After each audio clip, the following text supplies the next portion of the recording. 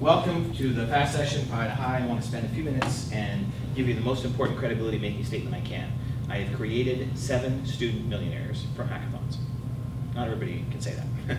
And the 7 student millionaires were across my career of about 11 years in a place called the Digital Media Zone in Toronto. In the university that I worked at, Ryerson, spent a lot of time inculcating in students the things I'm about to teach you, and I think that they're going to be fast and furious, and I hope that you'll love them, and I hope they'll make a difference for you if you decide you want to actually scale your business. So the very first thing I want to say is you have a problem, Houston. The problem you have is somebody, probably a bunch of computing and engineering professors. Do you have any of those? Do you have any of those? Any of those among you? Okay. I think that we somehow teach folks that the currency of entrepreneurship is ideas, but it's not. You'll have more good ideas in your lifetime than you'll have ever a chance to commercialize and actually do. And I think the worst thing I see is entrepreneurs who get linked to their ideas too early. So if you have the kind of mind that's really going to make a lot of money being an entrepreneur, you're somebody who generates good ideas all the time. So the very first thing you want to do is you want to end up with a pile of your really bad ideas, okay?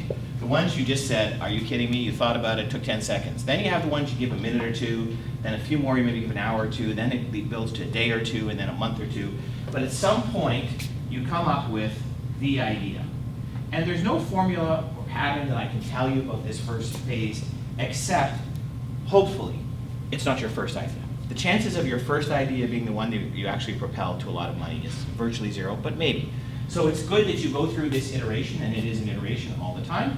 Idea generation, validation, all that stuff that you're taught, figure out what you want to do. Anyway, eventually you come to the idea. Next step. After you investigate, you instigate. What does that mean?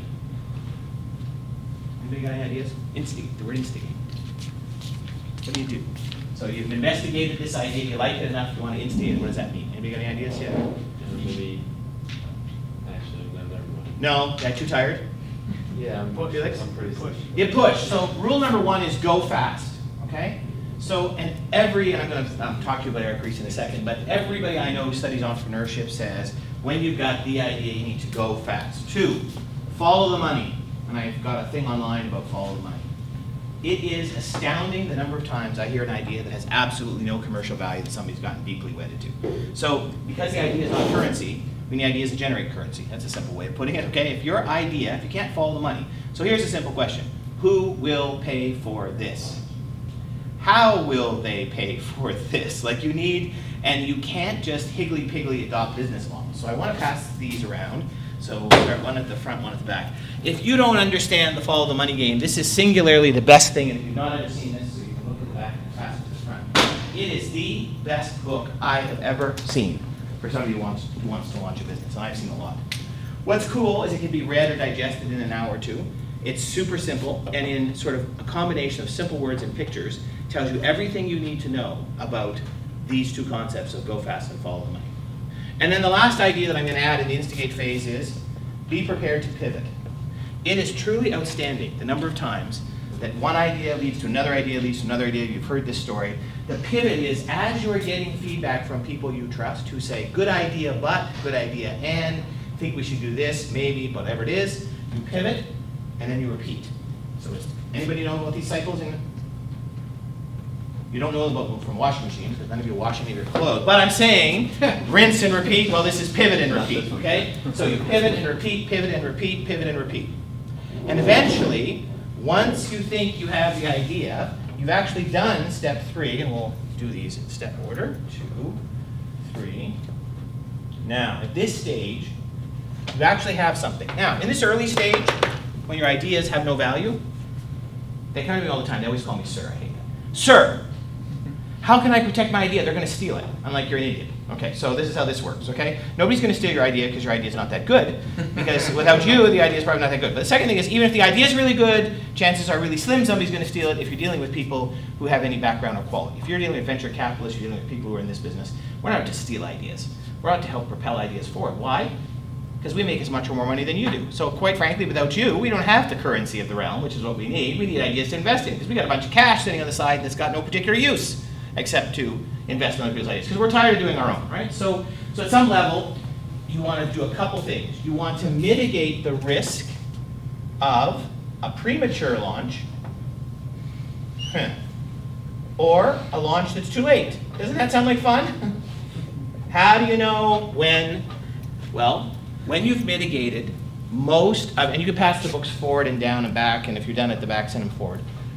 So you have to have this careful balance between you've mitigated enough of the market barriers, the challenges, maybe you've done a friends and family round, maybe you need cash, whatever's standing in your way, you're going to hit that magical point when you are going to know that it's time to go from mitigate to step 4, and step 4 is celebrate. Now, I say celebrate because no matter what happens, what do you need to do?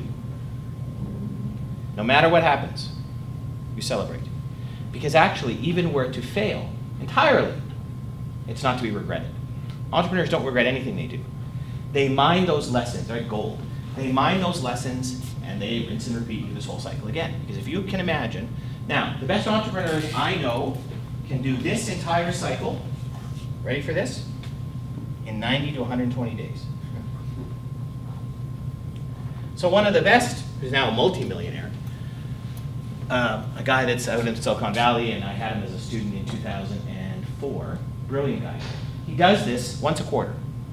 He says, I need an idea a quarter, I'm going to just go through it, and he has got a ton of really cool ideas for his name. He uses this exact model, still uses it today, and he relies very heavily on this idea of the books in the business model generation. So there's a couple of ideas for you that I think are helpful. Some other things. What's the kind of help you need on the side? So everybody thinks that you need money.